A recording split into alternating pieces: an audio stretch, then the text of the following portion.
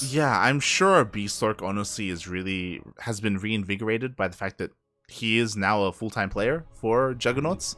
There has kind of been that kind of shift for him, so I'm sure he's pretty happy with that. I'm sure he's being paid well by the team as well. So yeah, because of that, I do expect his results to reflect that. Does he still analyze? Analyze? I imagine he would, right? No reason not to. You think he's pulling up Cosmos? Is he double dipping? Is that? Yeah. Maybe. Yeah, might as well. As we continue to kick things off on Glittering Ashes LE in the lower bracket finals, I'd like to remind everyone, once the player who is defeated in this series gets taken out, they are eliminated from the tournament. Oh boy, who's it going to be? In the bottom left-hand corner map, starting all the way in the bottom left-hand corner, the Red Zerg player, coming down from the land of Vietnam, representing Juggernaut Gaming, he is MeomaikA. What an interesting pool time. My god. And spawning in the top right-hand corner of Glittering Ashes ALE, we have the pink Protoss player representing the Juggernauts. It is Bistork, the Kong of Hong Kong. Oof. But right on that pool timing, like all signs so initially anyway pointed towards a bit of a 13-12-ish kind of deal, or a 14-15. I think was actually what was going on, but instead he delays it a little bit. It's still a pool first. Yeah, it looked like so the pool first was late because it looked like he was trying to go for hatch first, but because of the probe being annoying, he was forced into a pool instead. And he didn't want the unnatural natural, so yeah, the opener was a little bit interesting. Oh, this probe doesn't go in deeper for another scout. He doesn't see the Evo chamber. Oh no. Oh no. Oh no! May. So clearly. Yeah, May, we're gonna be seeing a Ling Flood. We're gonna see a Bane bust as well. I imagine this is gonna be for that +1 melee. Gonna have to be, there we go. Does that Evo chamber have more tentacles than normal?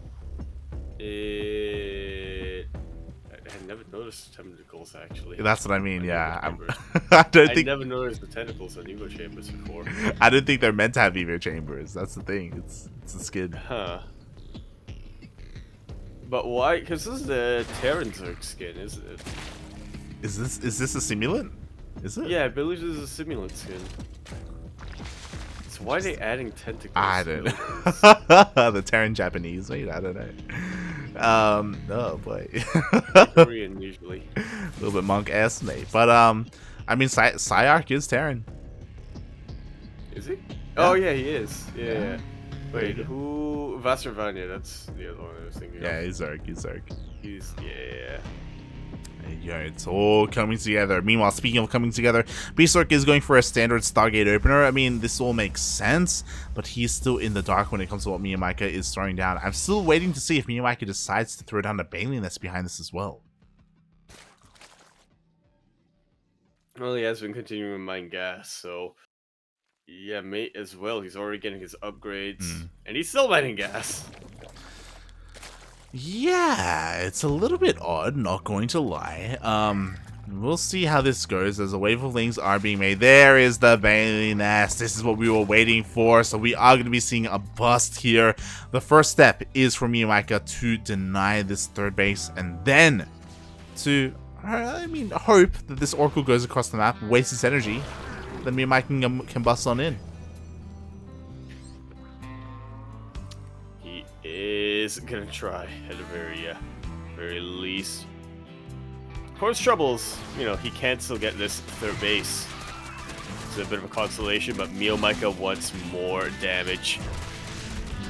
Exactly. Meanwhile, the Oracle does turn around. It is forced to come back home. Can MeomaikA get this third base? That is the big question. He does get the first Adept.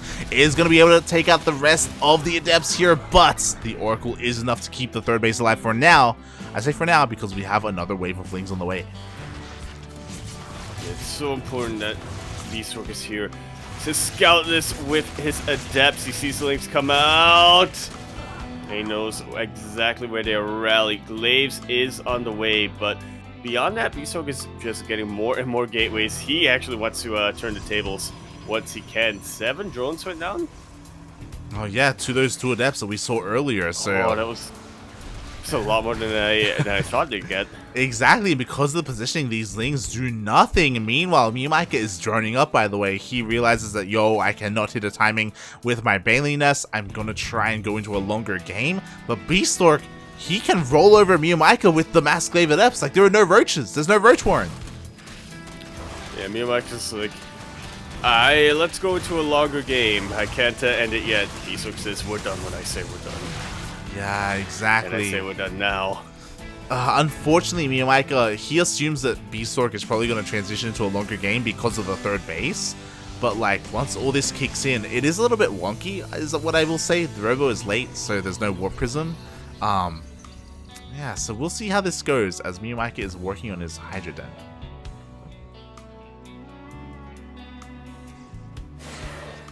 Yeah, Wholesome Range is on the way. He wants to transition to, I guess, more of a, eventually anyway, more of a lurker base composition. But for now, there's a massive window of opportunity for Bistork. The probe split up very, very nicely, and the Banelings only crash on pylons and a shield battery. Yeah, but you know what? The Lings are going to be able to clean everything else up as they get 8 probe kills. Meanwhile, at the same time, all the Adepts finally get across the map. Warp Prism finishes up as well, so Bistork is going to keep up the aggression, and almost the entire mineral line went down. What a wonky counter harass. Another mineral line looks like it's going to get taken out. A lot of Banelings are being made right now. That is the main hope for MeomaikA to hang on. Exactly. But look at that split. Yeah, and you know what? More Adepts are on the way. Here is the Warp Prism. This is what I was worried about. We've been here before. Only Lingbane Hydra to defend against Glaive Adepts? Like, you have to rely on the Banelings to connect. And you know what? Those were the last Banelings. They just don't connect. Not that many Hydras out here, to be fair. And even if there were more Hydras, they're light units, mate. They're taken out so quickly by these Adepts. Yeah, in a head-to-head engagement, the Adepts will just kill all the Lings and the Hydras. We see the Queens falling as well. MeomaikA barely has anything left. GG gets called. And Bistork takes the first game. Whew. What were we talking about here, Light? Bistork has been improving very, very much. Yeah, and we've seen a very similar scenario to what we just saw, where MeomaikA never went into, and he never saw the Twilight Council and all those gateways. He didn't know he needed a Roach Warren. Yeah. I'll say a pretty wonky game for both sides coming out here. MeomaikA, he didn't realize he needed a Roach Warren. That's why he was already getting the next phase of the tech. If he had another minute or two, it would have been a much different story. But Bistork, despite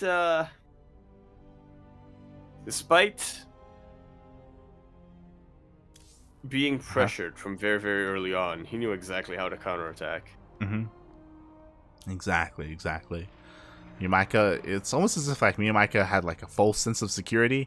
He's like, oh no, yeah, you're getting a third. Exactly what it was. Yeah, he's like, you're getting a 3rd base. You know, you're probing up. It's fine. You're staying at home.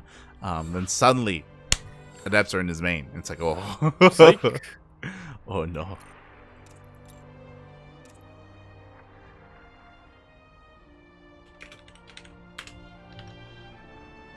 So yeah, we'll see where we will go here as game number 2. The map, I should say, it looks like it's going to be Pride of Altares. Not Pillars. Not Pillars. Or Golden Wall. Or Eternal Empire.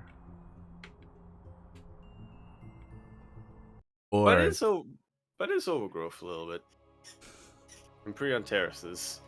It's like Prion Terraces and Overgrowth combined into one. I can't wait until one day you open your eyes. It's gonna be great. It's gonna be a great day, mate. They asked me to do that the other day. And the eye checkup, it just didn't work. But here we are, continuing our series on Pride of Altares LE. We have in the bottom right-hand corner, Matt spawning all the way in the bottom right-hand corner. the Red Zerg player coming down from the land of Vietnam. He is, of course, going to be representado Juggernaut Gaming. He is MeomaikA.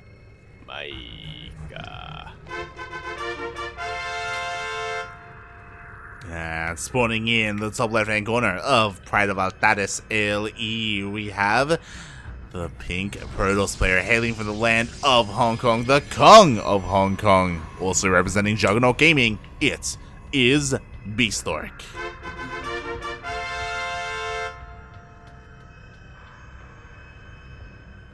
Maybe the Kong, but maybe not for long. Because if he beats MeomaikA here, he's got a shot to go up against Gogo Joey.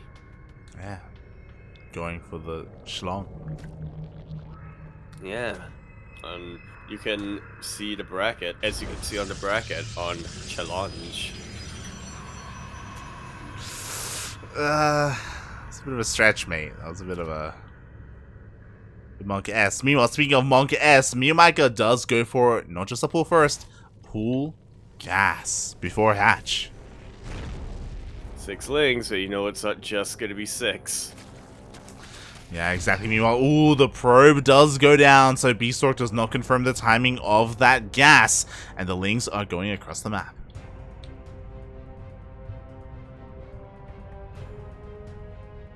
What can they get done? Oh god, here we go. I mean, Bistork, he should be able to throw down that cybercore. The probe does show up. He should be able to throw it down just barely in time. Please. Puppy, no! Oh my god, but the HP is so low! It's too late, yeah, it's still too late. Mate. There is enough to out DPS this. Thankfully, a single Adept is able to make it out, but what happens when it gets surrounded? Oh, thankfully it doesn't get surrounded. The lings actually go straight into the main base. They want to get as many probe kills as they can. How good is the probe micro? 1 probe, 2 probes go down! And only 2. Oh, 3! 3! Mate. Oh my god. So honestly, not bad. More than Bistork was really planning for. Did he get the cancel or the kill on that cybercore? Okay, he canceled it. Yeah. It's all good. So it's not a devastating amount of damage. Thankfully, it was a cancel, not a kill. Meanwhile, Bistork is going across the map with one of his own adepts. He wants to try and reciprocate, try and find some damage across the map. He shouldn't, but we'll see. Maybe he can shade in as MeomaikA is a little bit supply blocked after losing that overload across the map. Yeah, it's gonna be tough for him to keep this up. Yeah, pretty brutal, but the overlords are finishing up here for MeomaikA so he can get out of that supply block, and we'll see how he will go here. Again, I do honestly feel like this map, if you don't take advantage of the gold base, is more of a Protoss map. We'll see. Like, I say that if Bistork decides to go for Skytoss. Will he though? I don't know. I doubt it, especially with Twilight Council on the way. True. Those things were maybe a little bit more Protoss favorite, unless you take that gold base as his own player. What happens when the Protoss player takes the gold? Yeah, we'll see. Oh god. As what happens when the Protoss player takes both golds? Ooh. I mean, minerals, they aren't the biggest deal for Protoss, but maybe we'll see that at some point.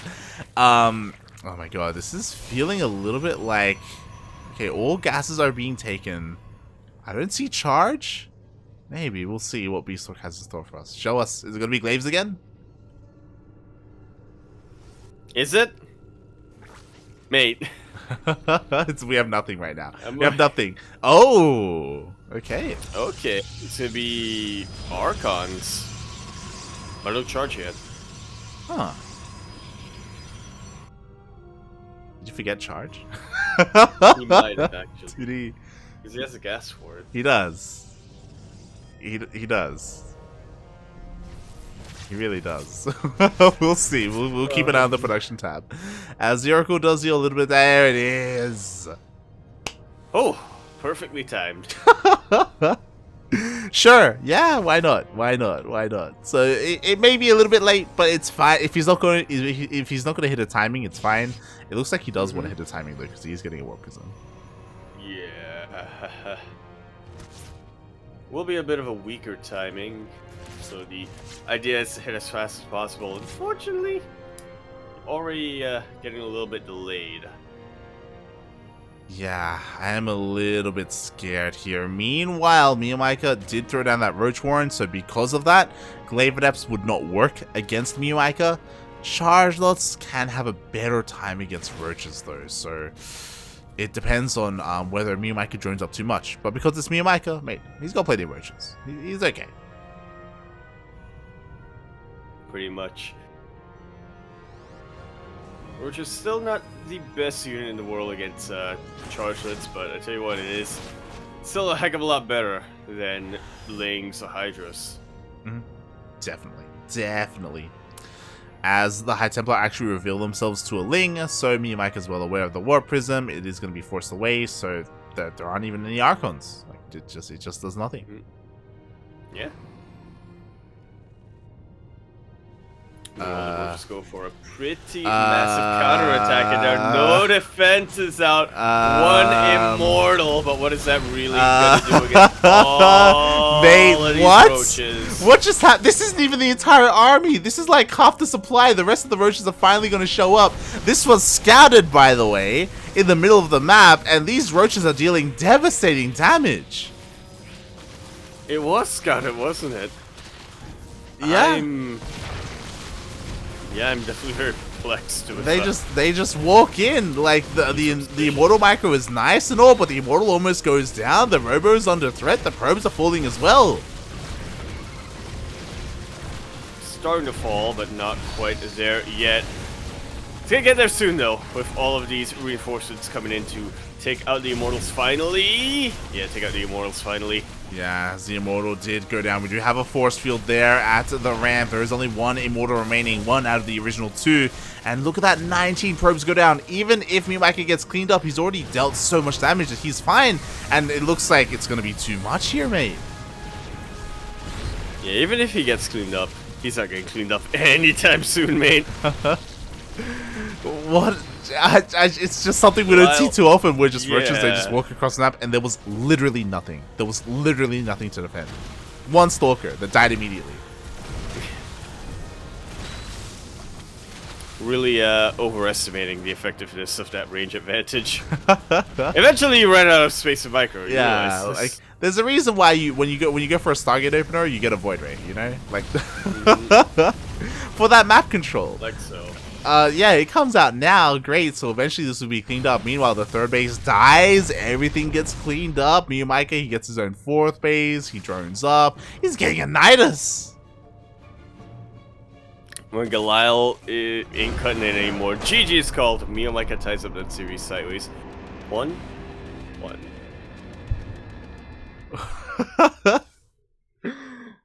What did we just watch? That was crazy.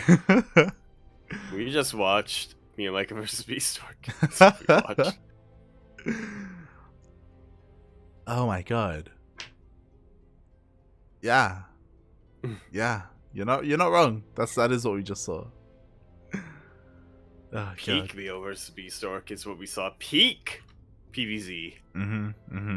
Top tier Southeast PvZ is what we saw, and we'll see how it all ends as we are going to that ace match, game numero 3.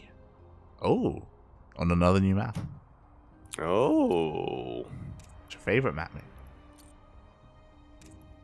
It's not my favorite map. It's just, you know, a map that's familiar. Have you laddered yet, other than the day one? Because I remember you were there day one in the morning.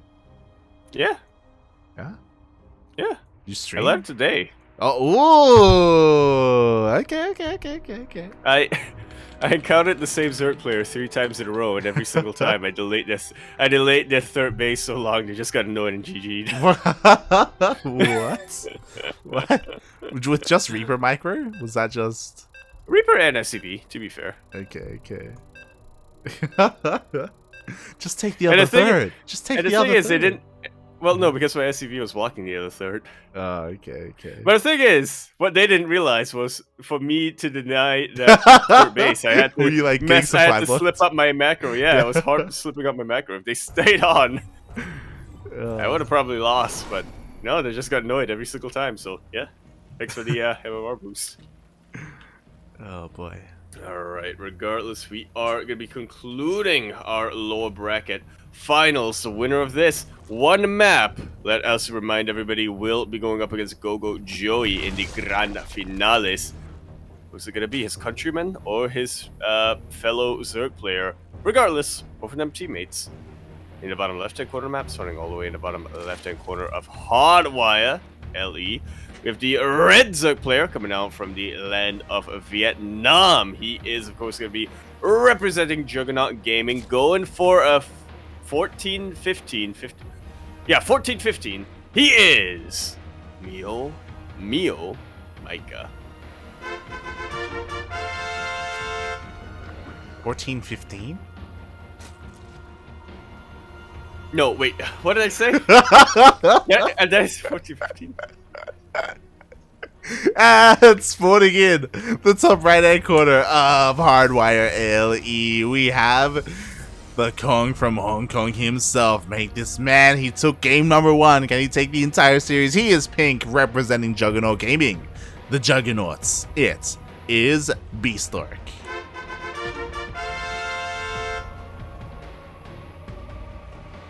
Oh my god, I think I said 14-15. You did. You did say that. I was like, what are you saying?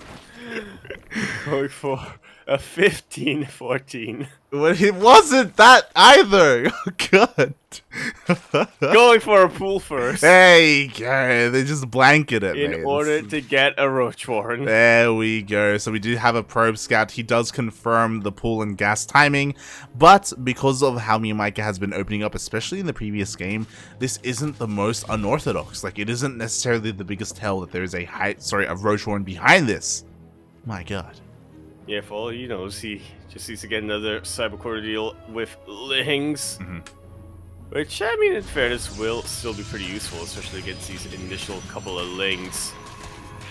God, that it is. I mean, these Lings are going to be a little bit annoying here. The first adept does... Oh, the wrong side! No! Okay, they're only 4 Lings. Yeah, could have been disastrous if it was the standard 6. Yeah. But even then, seeing 4 Lings instead of 6, that can be enough of a tell here, potentially, for Bistork that something different is coming his way. Yeah, here we go. The roaches are already waddling across the map. What do we have? We have 5 in total, and Bistork sees nothing. Yeah, unfortunately, Protoss does not have overlords. Unfortunately, he does not. He also keeps his adept at home. He doesn't shade across the map because of the threat of these slow Lings. So he's not feeling too confident leaving the safety of his bases. And the roaches, they're getting ready to push in. There's no shield. Okay, oh, the shield battery gets thrown down. Ooh. But only now the adept will be able to scout what's coming his way. No Ravagers yet for MeomaikA, so it is going to be difficult to try to battle out these buildings. The probe is looking a little bit exposed. It does get the secondary wall up, but it is not going to be enough. Just way too much firepower here. The single pylon powering everything. No. The Artosis pylon. It does go down. There's 1 pylon left, but you know what? There's nothing here. The production is all depowered. All MeomaikA had to do was kill that 1 pylon, but instead he goes for the main base. The game ends anyway. GG. MeomaikA will take that series 2-1 to face Gogo Joey in the rematch.